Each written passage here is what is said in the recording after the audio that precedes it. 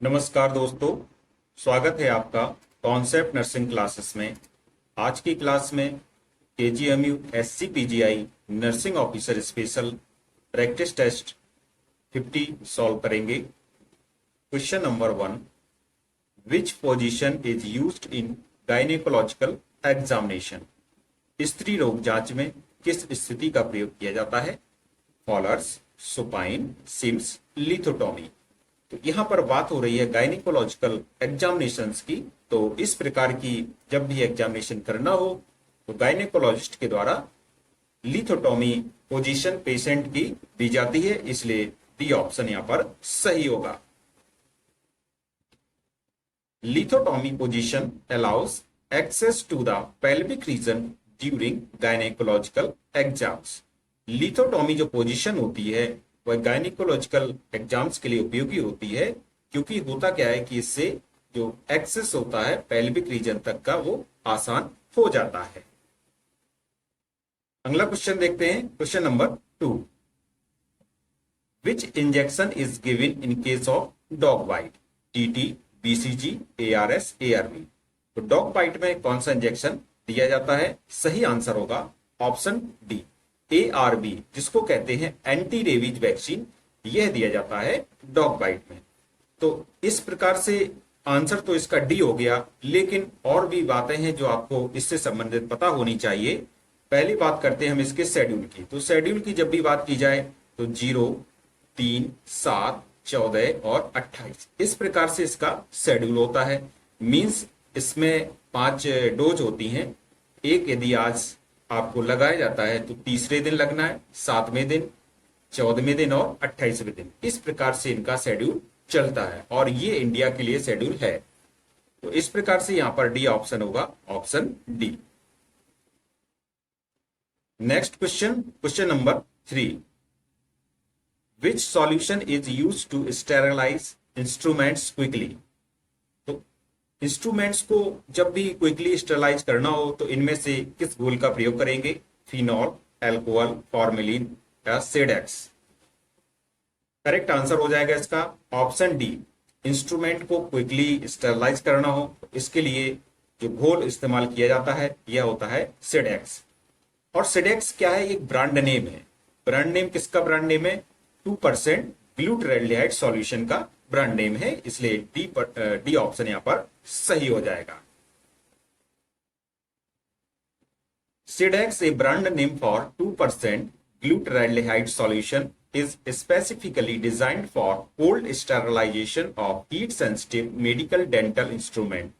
तो एक बात और होती है कि हीट सेंसिटिव जो भी इंस्ट्रूमेंट हैं उनको स्टरलाइज करने के लिए इसका प्रयोग किया जाता है, और इस प्रकार से इसको कोल्ड स्टरलाइजेशन के लिए प्रयोग करते हैं, जैसे कि एंडोस्कोप हो, सर्जिकल टूल्स हो।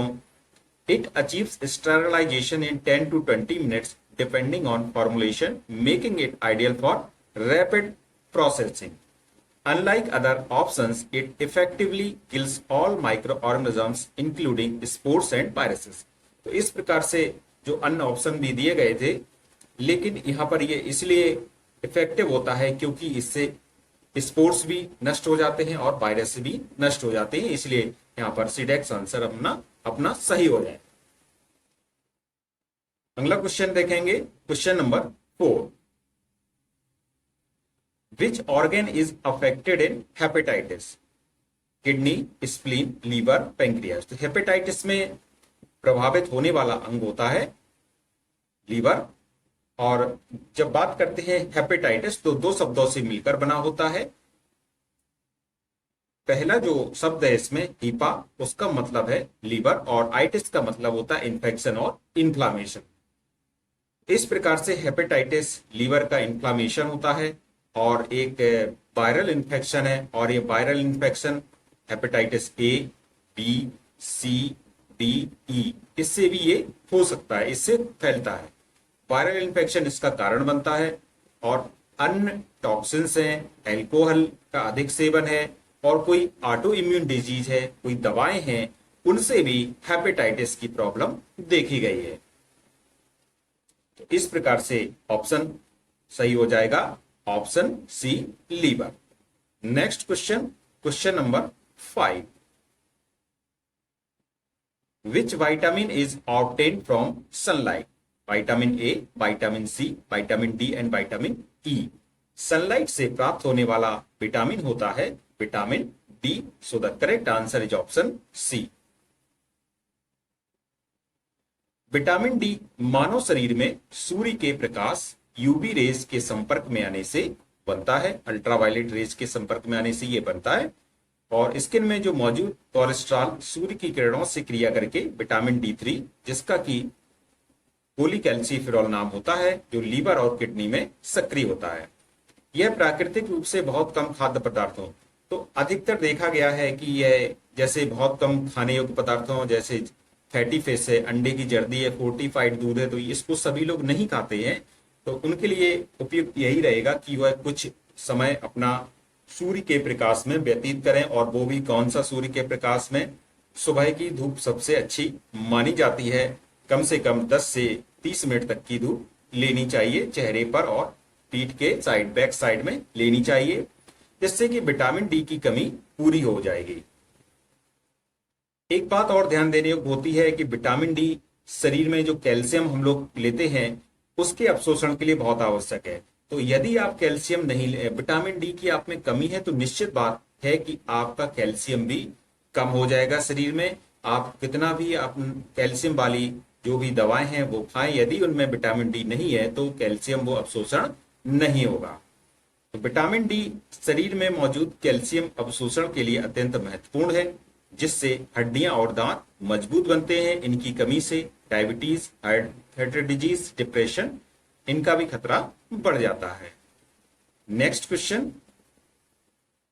विच method is used to stop bleeding? Tourniquet, incision, venous section and catheterisation. इनमें से जो टॉर्निकेट होता है इसका उपयोग किया जाता है ब्लीडिंग को रोकने के लिए। तो टॉर्निकेट करता क्या है कि जो भी ब्लड वेसल्स हैं उनको कंप्रेस कर देता है, जिससे कि जो भी ब्लड ब्लीडिंग हो रही है जिस जगह से, उस जगह से ब्लीडिंग होना कम हो जाती है या बंद हो जाती है। इसलिए ए ऑप्शन यहां पर सही होगा। टॉर्निकेट एक आपातकालीन उपकरण, पट्टी या बैंड है जिसे अंग के चारों ओर कसकर बांधा जाता है, जिससे ब्लड वेसल्स को प्रेस करके गंभीर रक्तस्राव रोका जा सके। अगला क्वेश्चन देखते हैं, question number 7। Which of the following is a sign of portal hypertension? तो पोर्टल हाइपरटेंशन का कौन सा साइन है? Splenomegaly, oesophageal varices, ascites, all of the above. तो यहां पर पोर्टल हाइपरटेंशन की बात हो रही है। आप लोग अच्छी तरह से जानते हैं कि लीवर में पोर्टल हाइपरटेंशन पाया जाता है। तो होता क्या है कि लीवर में एक वेन आती है जिसको हम लोग कहते हैं पोर्टल वेन। जब इस वेन में किसी कारणवश ब्लॉकेज आ जाए तो यहां से लीवर से जब ब्लड नहीं जा पाएगा वापस शरीर में, तो क्या होता है, इस पर प्रेशर पड़ता है लीवर से और ब्लड बाईपास करने की कोशिश करता है। तो इस बाईपास करने के चक्कर में होता क्या है कि कई प्रकार की समस्याएं देखने को मिलती हैं, जैसे स्प्लेनोमेगेली है, स्प्लीन का आकार बढ़ जाता है, ईसोफेजियल वेरिसिस हो जाते हैं और एसाइटिस की समस्या देखने को मिलती है। तो इस प्रकार से ये तीनों ऑप्शन यहां पर सही हो जाएंगे, इसलिए डी ऑप्शन यहां पर सही है।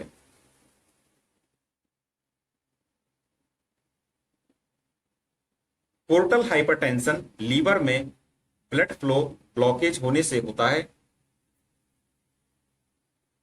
जिससे ये तीनों लक्षण एक साथ दिखाई देते हैं। इनका तुरंत उपचार आवश्यक है। Next question, question number 8। Repeated vomiting leads to which biochemical abnormality? बार बार उल्टी होने से कौन सी असमानता या कौन सी विकृति शरीर में आ जाती है? यूरेमिया, सेप्टिसीमिया, मेटाबॉलिक एल्कलोसिस और मेटाबॉलिक एसिडोसिस। तो होता क्या है, देखिए, क्या आपके स्टमक में इस प्रकार से ईसोफेगस हो गई है, ये स्टोमक हो गया है और ये स्मॉल इंटेस्टाइन हो गई है। तो यहाँ पर क्या होता है कि गैस्ट्रिक एसिड होता है और गैस्ट्रिक एसिड में गैस्ट्रिक जो जूस होता है इसमें HCl होता है, अम्ल होता है। तो जब व्यक्ति बार बार उल्टी करेगा तो ये अम्ल कम हो जाएगा, अम्ल का लॉस होगा। तो जब शरीर में अम्ल का लॉस हो जाता है तो ऑटोमेटिक शरीर क्या हो जाएगा, एल्कली हो जाएगा। इसलिए सी ऑप्शन सही है, metabolic alkalosis. Vomiting leads to loss of hydrochloric acid from the stomach, resulting in alkalosis. Next question, question number 9. Which sensation is lost in leprosy patient? Pain, temperature, deep pressure, touch. कुष्ठ रोगियों में कौन सी संवेदना की हानि होती है? तो देखा जाए इसमें चारों ऑप्शन जो दिए गए हैं आपके सामने, ये चारों लेप्रोसी में होते हैं, लेकिन यदि कुछ डिफरेंट देखें तो यहाँ पर एक ऑप्शन है टच या स्पर्श। तो टच या स्पर्श होता है, यह सबसे पहले देखा जाने वाला लक्षण होता है। और इसमें कभी व्यक्ति को क्या है कि जैसे हल्का कॉटन का भी स्पर्श महसूस नहीं लगता है, तो ये मान के चलिए कि उसको लेप्रोसी का लक्षण है ये, इसलिए यहाँ पर डी ऑप्शन सही हो जाएगा। आगे चल करके जब लेप्रोसी में गंभीरता आती है, लेप्रोसी की बीमारी बढ़ती है, तो व्यक्ति को दर्द का एहसास नहीं होगा, व्यक्ति को टेम्परेचर का एहसास नहीं होगा, व्यक्ति को डीप प्रेशर का भी एहसास नहीं होता है। लेकिन यहाँ पर जो आंसर होगा अपना वह होगा ऑप्शन डी, टच। कुष्ठ रोग जिसे कि हैंसन रोग भी कहते हैं, में सबसे पहले और प्रमुख रूप से टच समाप्त होती है, टच की संवेदना नहीं आती है। तो इससे होता क्या है कि जो पेरिफेरल नर्व्स हैं वह नष्ट हो जाती हैं, और जब पेरिफेरल नर्व्स हो जाएंगी तो सेंसेशन सीएनएस को नहीं जा पाता। जब सेंसेशन नहीं जा पाएगा तो व्यक्ति को किसी प्रकार की संवेदना का एहसास नहीं हो पाता है।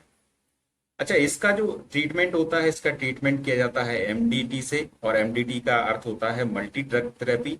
इसमें 3 टाइप की दवाएं दी जाती है, जैसे कि आपके सामने है एमडीटी। तो एमडीटी में जो दवाएं दी जाती हैं, तो पहली क्लोफाजिमीन हो गई है, रिफाम्सिन है और डेप्सोन, ये 3 प्रकार की दवाएं इसमें चलाई जाती हैं। अगला क्वेश्चन देखते हैं, question number 10। What is a classical clinical feature of hepatic coma? Hepatic coma का प्रमुख लक्षण क्या है?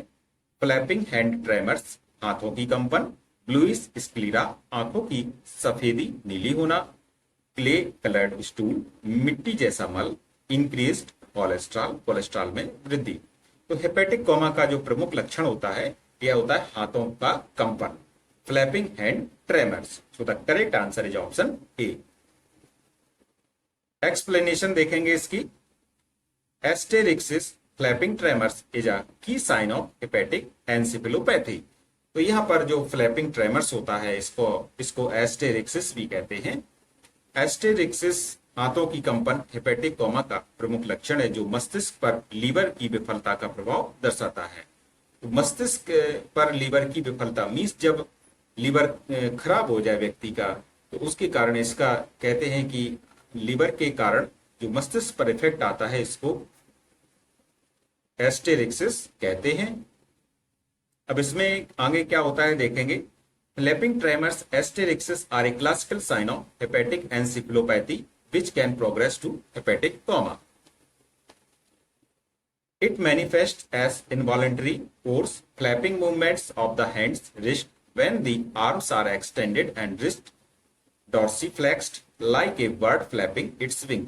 ऐसा लगता है कि जब ये लीवर डैमेज हो जाता है, लीवर फेल हो जाता है, लीवर काम सही करता नहीं है, तो उसका जो असर है वो दिमाग पर जाता है। तो ऐसा होता है कि जैसे कोई पक्षी अपने जो पंख हैं वो फड़फड़ा रहा हो। और इसके कारण क्या होते हैं? Accumulation of toxins ammonia due to liver failure.